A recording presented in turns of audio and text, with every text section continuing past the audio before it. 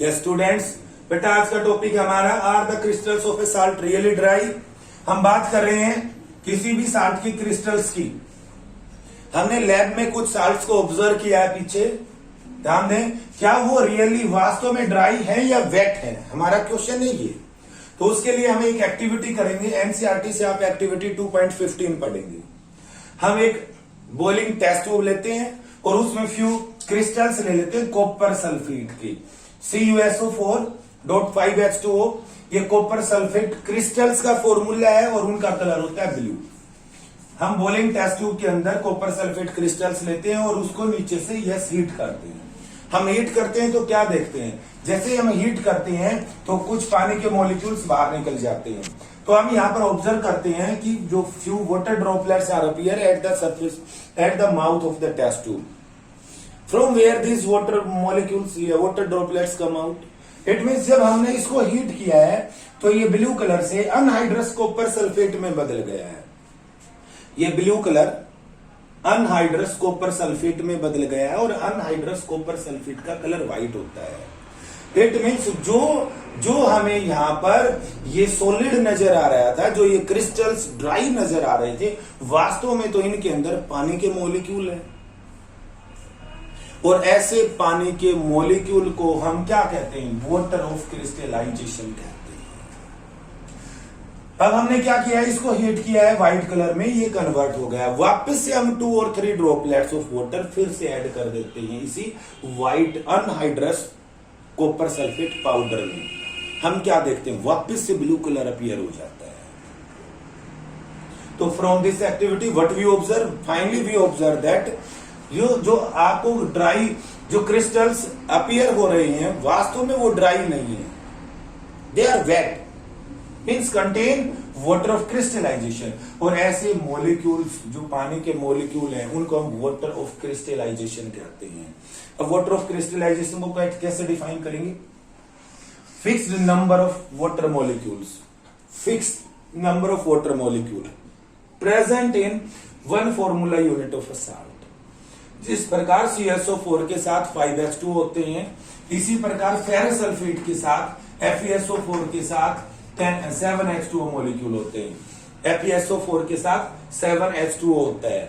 और इसी प्रकार हमारे पास एक फॉर्मूला होता है जिप्सम का, CuSO4.2H2O।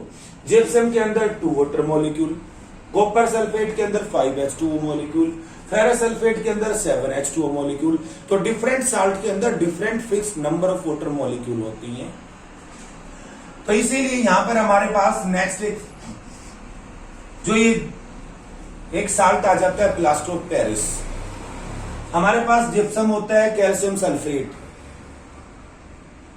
Calcium sulphate means CuSO4.2H2O, ये जिप्सम होता है। जब हम इस जिप्सम को हीट करते हैं, गर्म करते हैं 373 केल्विन पर, तो ये कुछ वाटर मॉलिक्यूल को रिलीज आउट कर देता है और क्या बन जाता है, ये कैल्शियम सल्फेट हेमीहाइड्रेट बन जाता है और इसको हम कहते हैं POP। ये व्हाइट कलर का पाउडर होता है और कुछ वाटर मॉलिक्यूल्स रिलीज आउट हो जाते हैं। ये रिवर्सिबल रिएक्शन होती है। जब हम इस POP के अंदर वापस से कुछ वाटर मॉलिक्यूल मिला देते हैं तो ये फिर से एक हार्ड सब्सटेंस जिप्सम बना लेता है। तो प्लास्टर ऑफ पेरिस क्या है, ध्यान दें, मोस्ट इंपोर्टेंट साल्ट है। It is obtain from the gypsum. कभी अगर बाय चांस किसी को इंजरी हुई है, हाथ वगैरह टूट जाता है, पैर टूट जाता है, तो उस केस में आप हॉस्पिटल जाते हैं और डॉक्टर्स जो होते हैं आपकी हड्डी को राइट पोजीशन में लाकर फिर प्लास्टर कर देते हैं। तो जो यूजेस है POP की, यूज एज प्लास्टर, प्लास्टर के रूप में हम यूज करते हैं for supporting the fractured bones in right position. तो ये कुछ यूजेस हैं, फॉर मेकिंग टॉयज है, फॉर मटेरियल्स, फॉर डेकोरेशन में है, सरफेस वगैरह को स्मूथ करने के लिए भी हम POP का प्रयोग करते हैं। तो these are the uses of POP, plaster of Paris. ये जो रिएक्शन है, ध्यान दें, ये रिवर्सिबल रिएक्शन है। जिप्सम से हम POP बना सकते हैं और POP में हम वाटर मॉलिक्यूल ऐड करके वापस से इसको हार्ड सब्सटेंस जिप्सम में कन्वर्ट कर सकते हैं। अब इसके बाद पॉइंट ये आ जाता है कि जो कैल्शियम सल्फेट हेमीहाइड्रेट है उसी को हम POP क्यों कहते हैं, POP means plaster of Paris क्यों कहते हैं। Because for the first time, सबसे पहली बार, it was made from gypsum, सबसे पहली बार ये जिप्सम से बनाया गया था, और which was mainly found in Paris, और जो स्टार्टिंग में पेरिस में ही मिलता था, और जिसके कारण हम कैल्शियम सल्फेट हेमीहाइड्रेट को पीओपी प्लास्टर ऑफ पेरिस कहते हैं। अब हमने ध्यान दें इस चैप्टर्स में साल्ट्स के बारे में पढ़ा है बेटा। अब कुछ साल्ट्स हम लैब में रखते हैं यूं के यूं, ध्यान देना। अब सपोज हमारे पास वॉशिंग सोडा है Na2CO3.10H2O।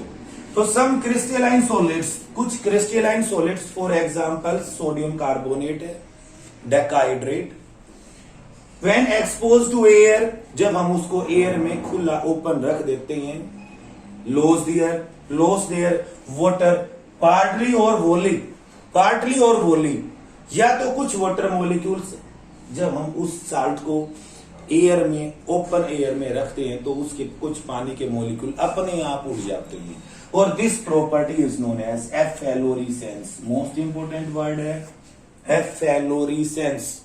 इसका मतलब कुछ ऐसे साल्ट होते हैं जिनको हम ओपन एयर में रखते हैं तो उनके वाटर ऑफ क्रिस्टलाइजेशन अपने आप उड़ जाते हैं।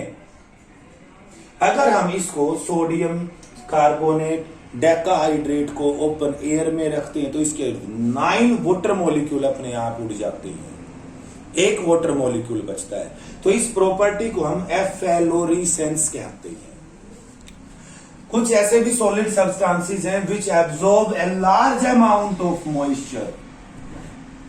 अगर कुछ किसी सब्सटेंस को हम एयर में रखें और मॉइस्ट एयर से लार्ज अमाउंट ऑफ वाटर को वो एब्जॉर्ब कर लेते हैं, so that they becomes wet, या तो वो वेट हो जाते हैं या वो सॉल्यूशन बना लेते हैं, और उस ऐसी प्रॉपर्टीज को हम डीलिक्विशेंस कहते हैं। Deliquescence, for example sodium hydroxide and potassium hydroxide deliquescence के एग्जांपल्स हैं। अगर हम इनको ओपन एयर में खुला रखते हैं तो ये क्या करते हैं, ये एयर से, एटमॉस्फेयर से मॉइस्चर को एब्जॉर्ब कर लेते हैं, ज्यादा गीले हो जाते हैं, या कई बार तो ये पूरा का पूरा सॉल्यूशन बना लेते हैं। और इसी प्रकार एक नेक्स्ट पॉइंट आ जाता है बेटा हमारा हाइग्रोस्कोपिक इन नेचर। कुछ substances, the substances which absorb moisture from the air, ये सॉल्यूशन में कन्वर्ट नहीं होते, ये सॉल्यूशन में कन्वर्ट होते हैं, ये large amount of water molecules को एब्जॉर्ब करते हैं एयर से, ये केवल कम मॉइस्चर को एब्जॉर्ब करते हैं, फॉर एग्जांपल कैल्शियम ऑक्साइड। ये बेटा आपका चैप्टर 2 कंप्लीट हो गया है। इसके बाद आप intextual questions and chapter exercise questions करेंगे और चैप्टर 2 को कंप्लीट करेंगे।